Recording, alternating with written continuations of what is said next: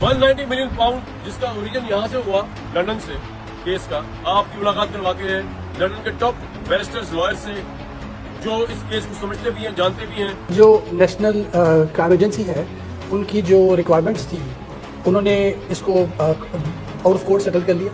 Out of court settlement کا مطلب یہ ہے کہ اس کے اوپر کوئی پروسیکیوشن نہیں ہوئی, کوئی انویسٹیگیشن نہیں ہوئی اور یہ آؤٹ آف کورٹ سیٹلمنٹ ہو گئی.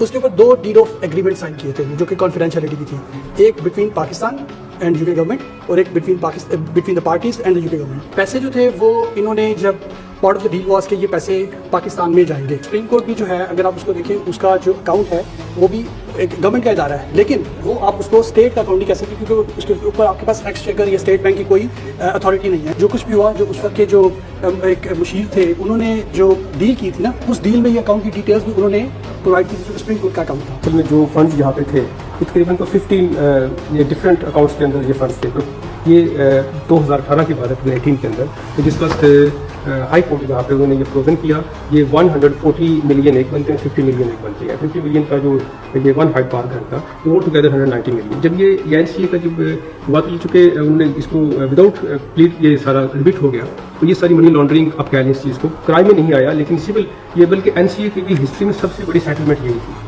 یو کے ہسٹری کے اندر. این سی کے اندر جو وہ پیسے ہوئے اس کے بعد یہ رولز یہاں کہتے ہیں کہ جو سورس ہے ان کا جس کنٹری سے آئے ہیں تو وہاں کی پبلک کو پیسہ جانا چاہیے. کیونکہ عمران خان صاحب جو ہے پریزنٹ کر رہے تھے گورنمنٹ آف پاکستان کو, وہاں سے پھر جو ان کے ایڈوائزر تھے انہوں نے جو اکاؤنٹ یہاں پہ دیا وہ دیا سپریم کورٹ آف پاکستان کا ایسکرو. اگر انگلینڈ میں یہ ہوا ہوتا تو پرائم منسٹر کو ریزائن نہ کرنا پڑ جاتا. آف کورس سیریس مسئلہ تھا.